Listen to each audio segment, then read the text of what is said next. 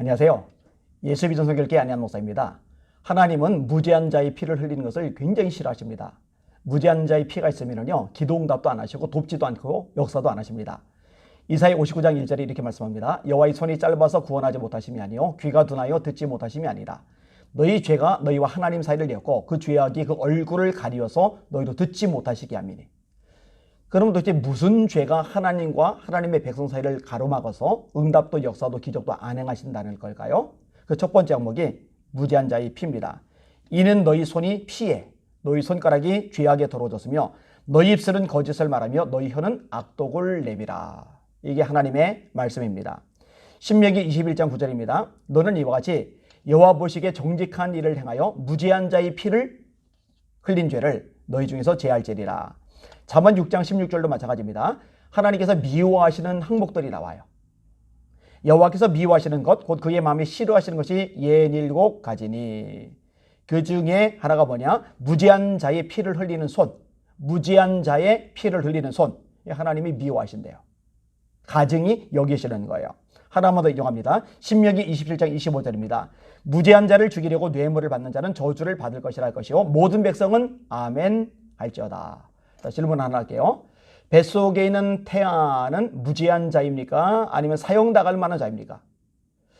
성경에서 원래 기본적으로 죄가 하나도 없는 인생은 없어요. 로마서 3장 10절 의인은 없나니 하나도 없으며 다 치우쳐 한 가지로 무익하게 되고 선을 행하는 자는 없나니 하나도 없도다.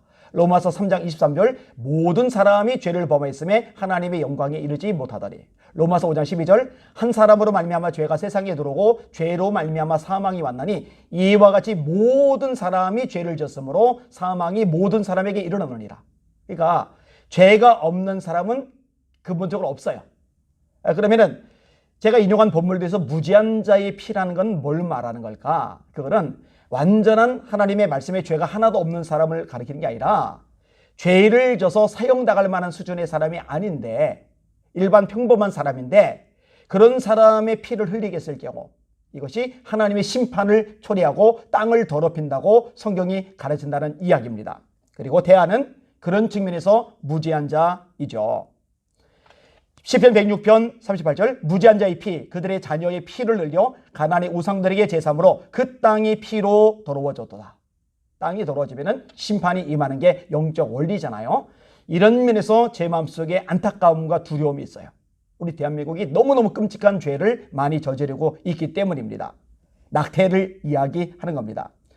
게다가요 지금 저지르는 죄악들도 너무 큰데요. 더 심각한 건 뭐냐면은 이 개정법안입니다. 모자보건법.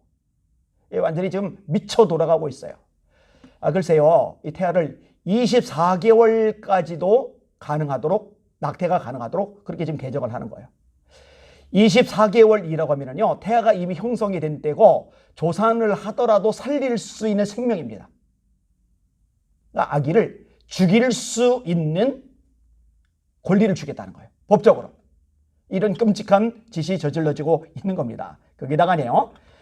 기존의 모자보건법에는 임신 중절 수술을 통해서 낙태가 되었었는데 이 개정 법안에 어떤 내용이 들어갔냐면요. 수술이 아닌 자연유산 유도 약물, 다시 말해 약물 투여를 통해서 낙태하는 것까지 가능하도록 그렇게 개정이 되려는 거예요. 끔찍한 일입니다. 정말 끔찍한 일입니다. 일반적으로 약물 낙태는요, 임신 10주가 지나면은요, 실패율이 급격하게 올라가요. 10주가 지나가면은요. 그런데 지금 몇 주까지 허용한다고요? 24주. 애기죠, 애기.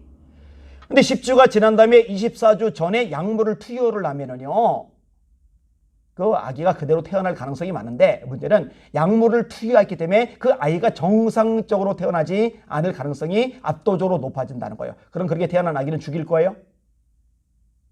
자, 죽이지 않으면은 그 약물 투여한 것 때문에 애가 몸이 기형이 되거나 불구가 돼서 일평생 고통 속에 살아가게 된다면 그거는 누가 책임을 질 거예요? 자기 이기심을 위해서 생명을 죽이는 거예요. 자기 이기심을 위해서 한 사람의 미래를 엉망진창 짓밟아 버리는 거예요. 이런 끔찍한 법안을 지금 만들려는 시도를 하고 있는 겁니다. 제가 요즘에 왜 미국의 복음주의자들이 정치에 침묵하지 않고 목소리를 높이고 싸웠는지 확실히 알 수 있을 것 같아요. 오바마 때만 해도요, 낙태 마음껏 하도록 지원했었거든요. 트럼프가 대통령이 되고 나서 낙태 지원하는 것 죄다 돈줄 끊어버렸어요. 그러니 낙태가 어려워지죠. 그리고 이번에 대법관을 임명하려고 애를 쓰고 있는데 이 대법관이 낙태에 대해서 결사적으로 아주 강력하게 반대하는 인물입니다. 그리고 이 대법관이 임명이 되고 나면은 그동안에 통과되었던 미국의 낙태죄가 다시 뒤집어질 수 있는 가능성이 활짝 열리게 돼요. 자, 이런 면에서 복음주의자들이, 예수 믿는 사람들이 목소리를 내고 한표 행세하고 또 조직적으로 정치권에 영향력을 미치는 게 너무너무 필요하구나, 이것들을 새록새록 깊이 깨닫게 됩니다. 우리 대한민국은요, 지금 저출산 국가입니다. 저출산 정도가 아니라 초저출산 국가입니다. 초고령화 사회에 이미 진입을 했죠. 여러분, 저출산 고령사회위원회가 만들어졌고요. 100조 이상의 돈이 투자가 됐어요. 100조 이상의 돈. 그 어마어마한 천문학적인 돈이 다 어디로 갔는지 모르겠어요. 그런데 효과는 전혀 없어요. 이대로 계속하면 나라가 망한다는 얘기가 공공연하게 들려요. 그렇죠. 미래의 노동 자원이 사라져 버리니까, 노인 세대에 지탱할 그런 젊은 세대가 없어져 버릴 테니까. 아니, 그러면 이 저출산 문제로 나라가 망하기 직전이면 태아를 살릴 생각을 해야지, 태아를 더 죽이도록 부추기는 법안을 어떻게 만드냐고요. 정신이 나간 거예요. 개념이 없는 거예요. 머리가 안 따라주는 거예요. 미래를 내다볼 만한 안목이 없는 거예요. 그런 사람들이 지도자라고 앉아있으니 나라 꼴이 엉망이 될 수밖에 없는 겁니다. 이 방송들은 여러분 잘 들으세요. 기독교인들 지금 침묵하면 안 됩니다. 강도 만난 사람 제사장이 보고 지나가요. 죽어가는데. 레위인이 보고 지나가요. 죽어가는데. 유대인들에게 손가락질 당하는 사마리아 사람이 그 강도 만난 사람을 보살펴줘요. 예수님은 그를 칭찬합니다. 제사장 말짱꽝, 레위인 말짱꽝. 자, 예수 믿는다, 신앙생활한다, 말씀을 사랑한다, 하나님 뜻대로 산다, 천국을 소망한다. 그런데 수많은 죄 없는 생명들이 죽어나가는데 침묵한다, 방관한다, 목소리 내지 않는다, 싸우지 않는다. 이거는 정상적인 모습이 아니에요. 이대로 가면은요, 이 대한민국 땅은 무죄한 자의 피로 더러워질 수밖에 없고 하나님의 심판이 임하고 말 겁니다. 적어도 말씀을, 이 성경을 하나님의 진리로, 하나님의 메시지로 믿는 그리스도인들만이라도 성경적인 원리에 입각해서 목소리를 내고 싸우고 도전하고 움직일 수 있어야 될 것입니다. 여러분, 앞장서 주세요. 그리고 이 방송 듣는 여러분들 눈을 좀 떠주세요. 주변에 널리 좀 알려주세요.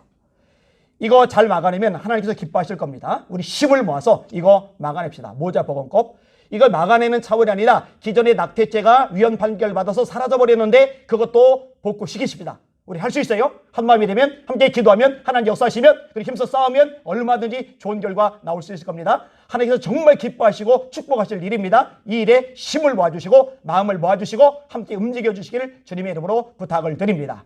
할렐루야.